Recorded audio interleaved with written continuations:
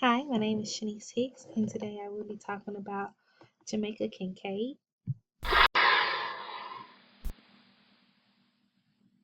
On this first slide, I have a picture of Jamaica Kincaid.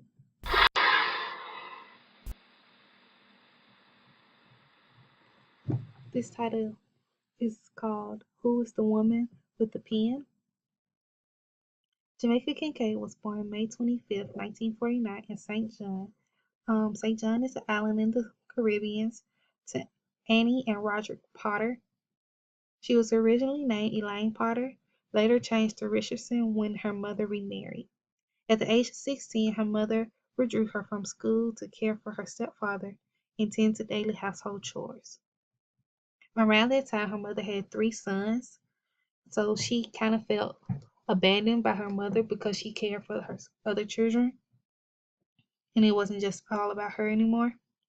Kincaid went out to New York in 1965 to become an au pair. After doing so, she married in 1979 and divorced in 2002 Alan Shawn, with two children, Harold and Annie.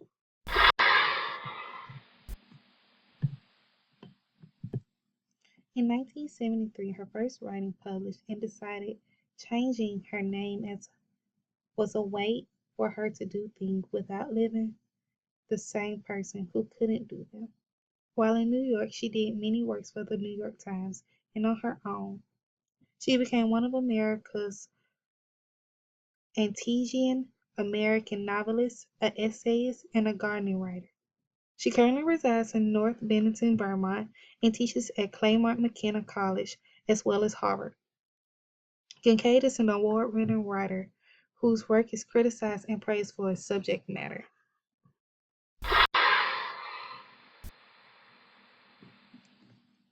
On this slide, I found this picture um, that quoted, "I'm someone who writes to save her life." I basically just entailed on how I felt, how this picture inspired others by saying Jamaica Kincaid wrote about her trials and tribulations throughout her life. She connected with her readers on several levels that they can relate. She wrote from a standpoint that most females of all ages could relate. Her writings were unique and original because they were aspects of her own experiences and life choices.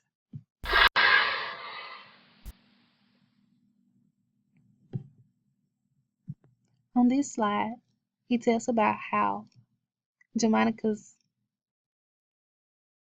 contributions was made known wide. She had begun her writing career in the United States without having any awareness of a Caribbean literacy. Her work, however, is from the very beginning distinctly Caribbean in the sense that it shares thematic preoccupations and stylist devices with the majority of Caribbean writers.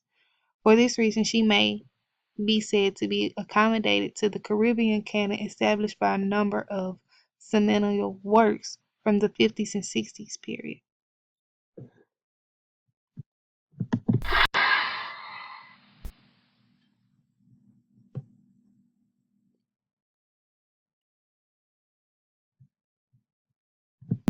On this slide, I continue to go into more depth about how her contributions were made successful. On this slide, these are more works done by Kincaid.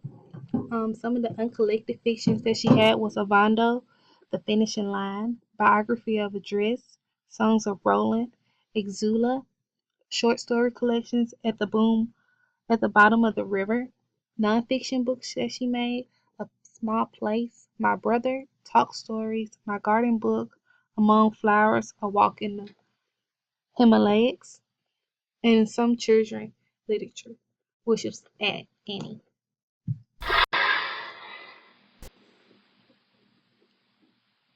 Uncollected no nonfictions were Antigua Crossings, A Deep Blue Passage on the Caribbean Sea, Figures in the Distance, On Seeing England for the First Time, Out of Kenya, Flowers in the Evil in the Garden, A Fire by Ice, Just Reading in the Garden, Alien Soul in the Garden, This Other Eden, The Seasons Pass in the Garden, and Rosaroo.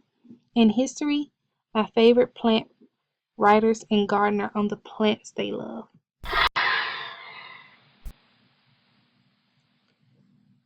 These were novels that was written by her. One of them being which was Annie John. Annie John is a book about a young girl who worships her mother. She follows her everywhere and is in shock and hurt when she learns that she must someday live in a different house from her mother. Lucy was published in 1990. The novel Lucy is about a girl named Lucy that has come from the West Indies in the United States to be an au pair for a wealthy white family. The plot of the novel closely mirrors Kincaid's own experiences.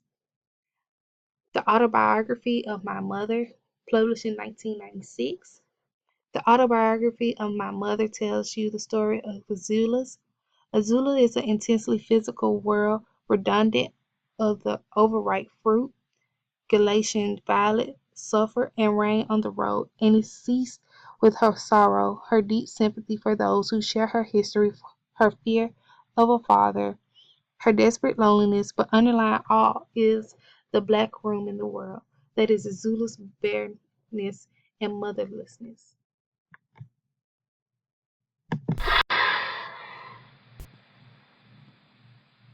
Mr. Potter, published in 2002. In Mr. Potter is a nobody, but he is also Elaine/Kennedy's father. Kennedy also goes on and on with this simplistic reasoning that little by little becomes not simple at all. The trauma of not having a father around envelopes us readers and echo through disclosure. See Now Then, which was published in 2013. In See Now Then, memories appear and reappear from a hypothetical, furious regulatory and the novel exhausts itself trying to control then as if snatching a hemorrhage or brutalizing room.